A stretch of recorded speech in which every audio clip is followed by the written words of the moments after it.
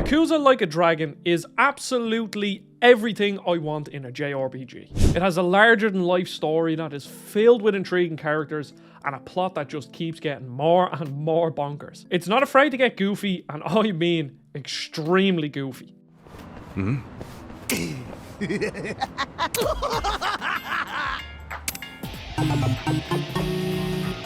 The core characters are endearing, and it made the rather long cutscenes much more enjoyable than I would have thought. And behind all this is a systems-heavy RPG with a flashy combat system, loads of side quests to do, and best of all, very little of my time felt wasted. Ichiban is a character that I fell in love with, and throughout my 35 plus hours with this game, I could not put the controller down. Well, it's nowhere near perfect. It's up there with some of my favourite turn-based JRPGs ever, and the choice word for this review is unique, because you will not find another game like Yakuza Like a Dragon. This is the year of deeper, more insightful reviews, and there's no better place to start than Yakuza Like a Dragon.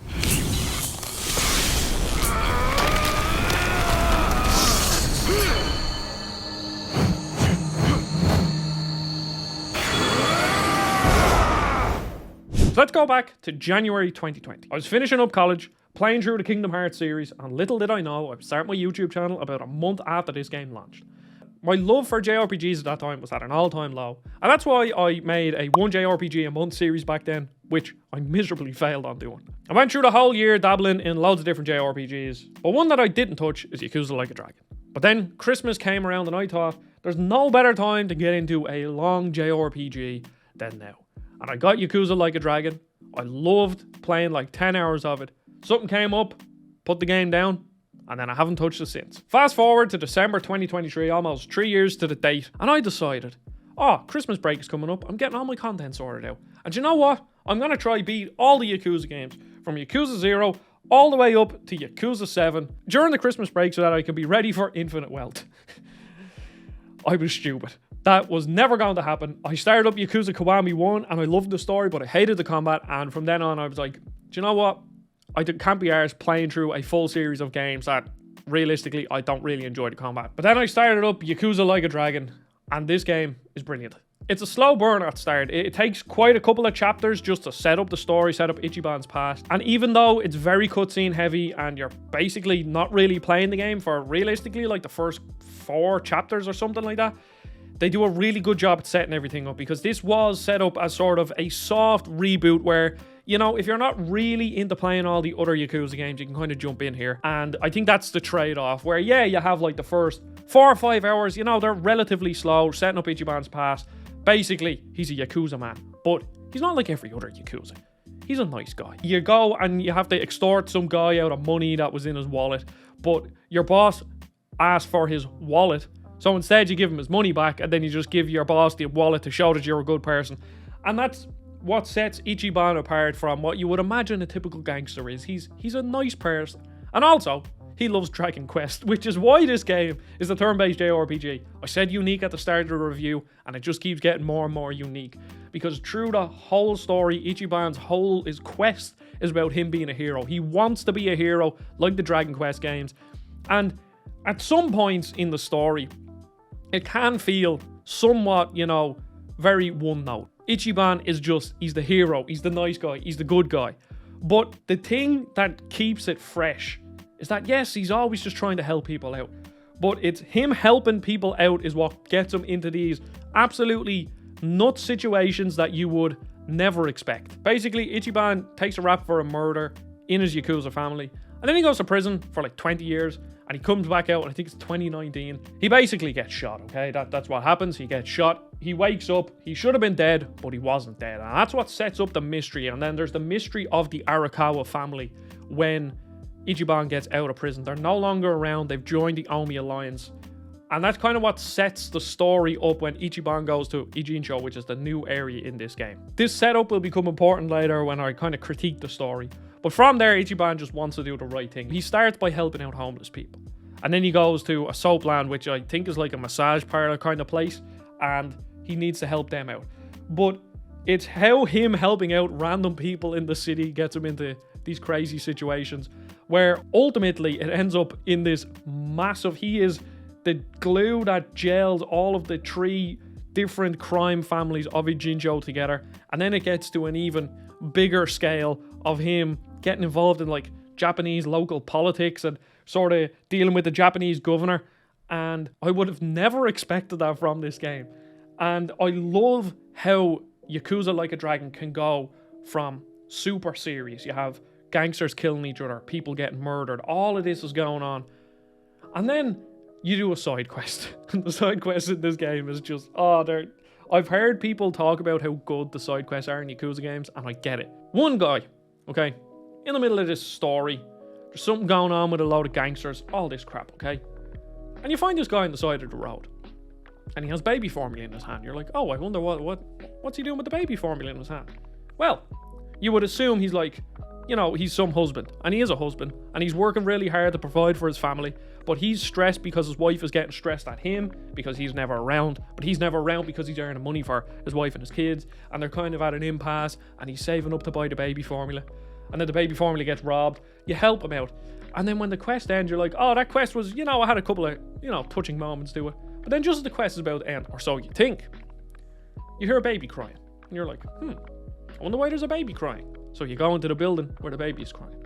Lo and behold, you do not find a baby. You find a group of Yakuza members, one of them being a boss, in nappies, or diapers, as you Americans would call them. We call them nappies over here. Getting fed bottles by Japanese women. And this is the thing about the game. The story is so intriguing. I was listening to every single word, and I did play with the English dub, which I know a lot of people won't like, but I played with the English dub. There's just so much intrigue going on. It's almost like a soap opera. And then you go from that super serious thing to seeing a Yakuza man in a nappy getting fed a bottle, and you just laugh. And throughout my whole experience, this is the thing. JRPGs are brilliant for bringing emotions. If I think of Ni no Kuni, that game is so sad, but then there's also funny moments in it, and it's the fact that Yakuza Like a Dragon, it's campy, it's cheesy, the writing is cheesy, especially the English voice acting is cheesy, which I'll talk about more on later because the quality is all over the place. But then you have the really serious moments, and then you have these funny moments, and then you have these heartwarming moments that you wouldn't find unless you did a sub-story, and you're just like, oh, I can see why people love this game. And I love it. Now, that isn't saying that the narrative of the game doesn't have problems, because it does. As I was saying, Ichiban is very one-note. In some ways, it's good because it kind of gets him into the situations that he's in. But in other ways, it does sometimes get a bit annoying, okay? And the main thing about the story is that it's very almost segmented. The first couple of chapters are about Ichiban's past, which do a really good job of setting things up. And then once he gets out of prison, there's that small thing with the Arakawa family and why they're part of the Omi Alliance, and that kind of raises questions. And then once he wakes up after being shot, maybe for like a chapter, that part of the Arakawa family and the Omi Alliance is important. But then for like the next 6 chapters, the Arakawa family pretty much aren't really brought up much. Every now and again, Ichiban will make a reference to Mr. Arakawa or something like that. But other than that, it's almost like that plot just didn't really mean anything. And it's more just Ichiban is out to help people, which kind of feels a bit weird until the reveal comes out. Again, full spoilers here. Eventually, it kind of all falls into place. And here is where I'm like, torn. I'm kind of thinking, did they deliberately not reference the Arakawa family because they were trying to show in the story, and I might be thinking about this too deep, that they were trying to show in the story that like they were pulling the strings because they were pulling the strings in the background, but were they trying to like show that they were doing such a good job at pulling the strings that you didn't even notice they were there? Or did they just kind of like almost forget about it? I'm kind of in two minds there. But once it gets unveiled that the Arakawa family are part of the Omi Alliance and why the Omi Alliance was formed, it's like, oh, okay, I see. Then the story ramps up. The story goes from like, I'm Ichiban, I want to help people too. Oh my god, we are ingrained in Japanese politics, dealing with governors, with police commissioners, and everything is all like intertwined, and there's like spider web, there's webs going everywhere, and this guy's connected to this guy, and that's when the story really ramps up. But when the story ramps up is when the level gating comes in. And once the level gating comes in, it kills the pacing. I know JRPGs do this a lot. There's 2 specific parts of level gating. One is before Dojima, I think that's his name, the mad what's it, the Mad Dog. I know him from Yakuza Kiwami 1. Before that fight, that is very, very tough. So there's just a couple of moments of level gating that kind of killed the pacing. And it also killed the pacing in the moments, I think, when the pacing needed to be fast. As in, when the story was really ramping up, all I wanted to do was story stuff. But the game stopped me. Luckily, there's 2 places to grind. It didn't take up too much time. It's more just like an annoyance. And I think it's an annoyance that most JRPGs have. It's like how I said in my Prince of Persia review that in Metroidvanias, backtracking is a part of them. And unfortunately, I just realized I don't really like that much. And I do think at some points in a lot of series of JRPGs, grinding is a part of them, and that's just a part that I don't like. That's why I always commend JRPGs that don't have grinding. That's the longest I've ever rambled about story on a game, I think. Just goes to show how much I love this game that I'm actually talking about the story. But then we move on to the gameplay, and this is the part of the game that kept me playing.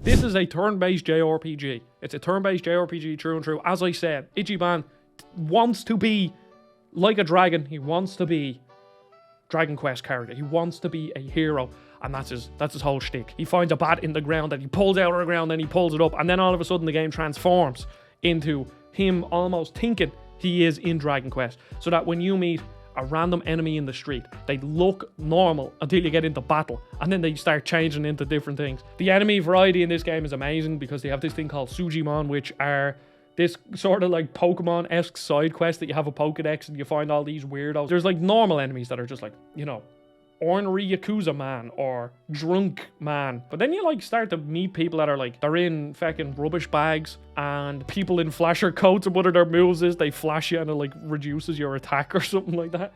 And it's there where this game really shines, and I'm sure everybody has spoken about this.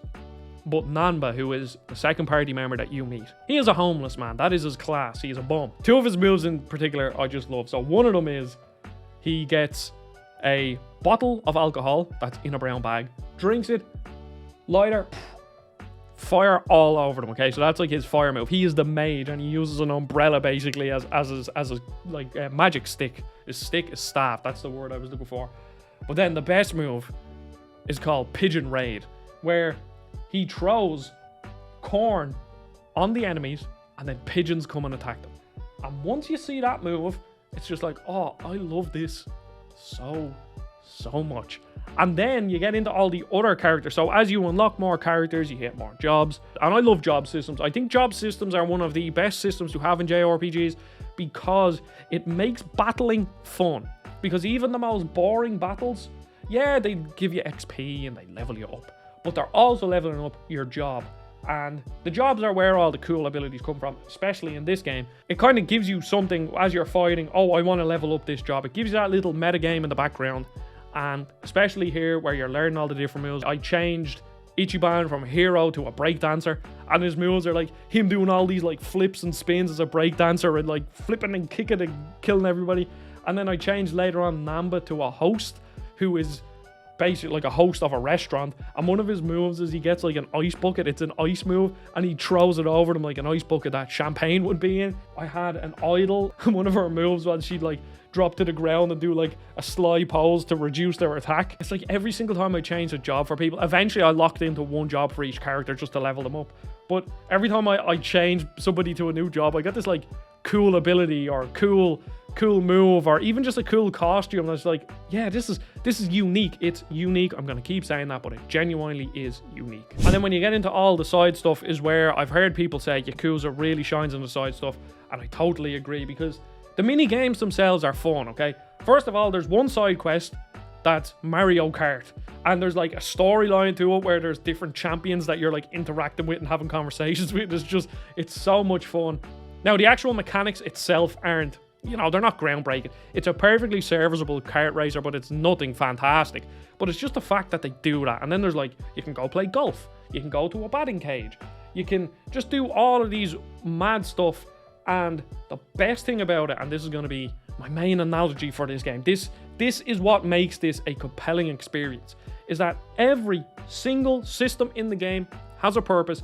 every single system in the game is fun in and of itself, and then every single system then leads onto another system to improve something. The XP obviously levels up your character, but also levels up your job, which gives you all those cool abilities, which is the most compelling loop of this game. And money gives you stuff that can go towards buying gear, but most importantly can buy upgrade materials, which is a whole other area in and of itself. And then the money can also be used to engage in side activities, which are fun side quests and mini games in and of themselves. Either give you items, or they give you characters for pound mates, which are these like summons, essentially these really super powerful summons, or they give you characters for the management minigame. So it never felt like doing any of these was wasteful, because one, actually doing them is just fun, but then every single system then feeds into another system, so that you're just constantly upgrading your characters, you're constantly getting more money, you're doing more engaging side content.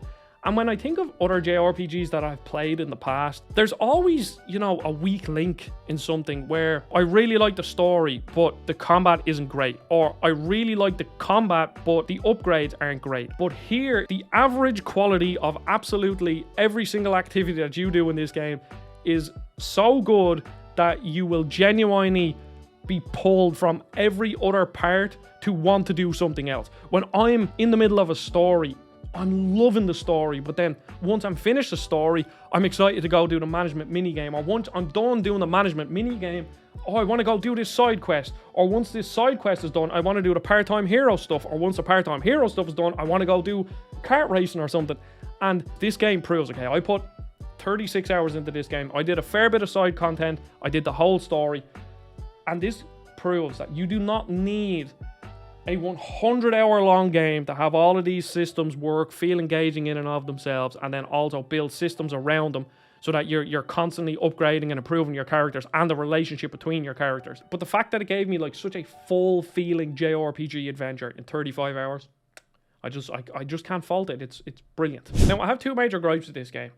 And one is that the overall production quality is just all over the place. Now, I understand Sega just released these games on almost a conveyor belt. They're just constantly coming out, reusing assets.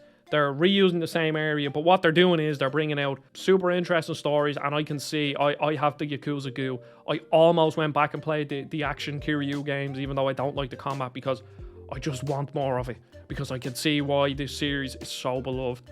But the main cutscenes are brilliant, okay? They're very well acted. And the voice acting, even the English voice acting for the majority of, for some of the characters, is pretty good. It's good, not great, but it's definitely good, okay? But then you get into like random cutscenes where the characters are literally just standing doing these weird mouth movements, or they just look really plasticky. And some assets in the game look really good. Other assets look, I don't know, just kind of a bit budget, or they just didn't put enough time into it, and it's really noticeable in some of the cutscenes. There's one in particular like near the start that stood out, where you're taking the young master to see his girlfriend in like that, I don't know, gentleman's club or whatever you'd call it, and they're sitting around and he's like just sitting back like this, just doing this, and I'm like, oh no, oh this looks bad. But then you get into the full cutscenes and it looks great. So it's like you can see the seams and you can see where the budget went. Now it doesn't, you know, it does detract from the experience somewhat, but like once the adventure is done, I don't think I would have remembered it. Like obviously I'm doing a review here, so I'm mentioning it, but it's not something that like I'll be like telling, like if someone's like, oh, should I play Yakuza Like a Dragon? I won't be like, oh, just be careful of the production values. I'm just like, no, it's still, they're still brilliant games, but it's just something I noticed. And then when you get into the voice acting, now fair enough, I played with the English stuff. That's just how I prefer to experience content, with English voice acting. And because the English voice acting is quite cheesy, I do think it lends to the tone of the game.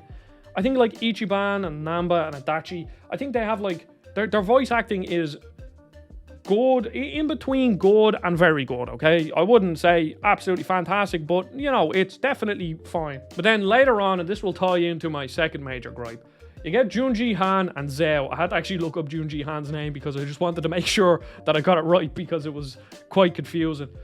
But Zhao's voice acting is okay. Just okay. I'm not with the Seiryu clan! Oh, you're not, are you? Then why the hell would you be tailing Mabuchi in the first place? And then Junji Han's voice acting sounds like it was done on very, very low budget equipment, and also by a voice actor that maybe, I don't know if they got the, I think Junji Han is Korean. I don't know maybe if they got the voice actor for him to do the English as well, but there's like a serious quality gap in the voice acting between the main four, like Seiko, Adachi, Namba, and Ichiban, and then Zhao and Junji Han. It's just night and day difference, like the quality. I'm serving in a strategic role for the Komijul. My name is Jungi Han. And then my second gripe, which just kind of feels a bit out of place. So you get Ichiban and Namba near the start of the game, okay? They're your two main party members. Soon after that, you get Adachi, and then not too long after that, you get Seiko. They give you the main party relatively quick in relation to when the game properly starts, if you get me. And then for like a long time, you don't get anybody. As the story is really ramping up, they just introduced Junji Han and Zhao. Now, they were characters beforehand, but they just like, oh yeah, these can join your party now. And it's like, why are you giving me these two party members so close together and also near the end of the game? Because I didn't want to bring them into the party. Now, I did eventually because they're like stupidly powerful, and they're specifically their strengths are really good against some of the harder bosses at the end of the game. But it just kind of felt a bit, I don't know, out of place. Like, they didn't feel like they were set up as party members. And it almost just felt out of place and just thrown on you, as in like, oh, well, these guys kind of stopped doing stuff in the story, as in because, you know, something happens. But now it's like, crap, what are we going to do with them? There you go, you can have them, throw them into your party, and there you go. This game does have issues. As I was saying, you can see the seams in the productions crack, if you say that. And then, like, you can see weird things like Zhao and Junji Han, and also how the story is structured can be a bit strange. And then one minor thing that I want to say about the combat is that in the combat, you have, like, area of effect abilities. But because this is, like, a free-flowing turn-based thing where characters are moving around, there's a lot of randomness. Now, I understand randomness is always going to be a factor in turn-based combat because, you know, it's dice rolls, basically. Like, if your character does a big slash, that's an AoE attack. That isn't an AoE attack for everybody on screen. It's an AoE attack for everybody in a certain radius around the main enemy that you attacked. But because there's no way of you almost timing it, and there's also times where you press attack thinking, oh, these characters are going to be near them, and then they all just like run away, and then you don't end up attacking them with the AoE. I just kind of wish there was something a bit more deliberate about that you could do something that would kind of make it a bit more, you know, set in stone of who's going to hit who when. But, you know, again, it's all just minor gripes, because in a world, and I've said this in reviews before, in a world where I play so many games, okay? I'm constantly reviewing games, constantly playing games. I'm into pretty much every single genre, so I'm always dipping my toes into different genres. When something truly unique comes around, I have to commend it. I have to sing its praises from every single rooftop. Because as I said at the start of the review, and a couple of times in this review, this game is truly unique. It is a hilarious story with a cast of characters that sometimes can feel a bit one-note, but ultimately they give you that JRPG warmth in your heart, you know? That is the feeling that a JRPG should give you, in my eyes. Like, you think of Final Fantasy X, obviously Final Fantasy VII, you think of even Dragon Quest XI, you think of Ni no Kuni. I can just keep rattling games off. They give you that, eventually, that full warm feeling in your heart that very few other genres can replicate. And this gives you that, but it also gives you fun. It gives you just hilarious moments that I will, like, when I tell people about this game, like, yeah, I was playing this, you know, it's like a JRPG about a Yakuza lad. They're like, oh, that sounds cool. It's like, yeah, but like, there's, you know, a guy that wants to collect like flasher people walking around the city, and there's one side quest where this guy is looking for a lobster on the side of the road or the side of the canal, and you're thinking that it's his pet, but no, it's not his pet. He wants him so he can eat him, but then eventually you save him, and when you save him, you get a summon that summons the feckin' lobster to attack people. That's how we end Yakuza Like a Dragon. Brilliant game, play it. I can't wait for Like a Dragon Infinite Wealth. That review will be out whenever I play it. It'll take some time. Thank you, goodbye, subscribe. Love you.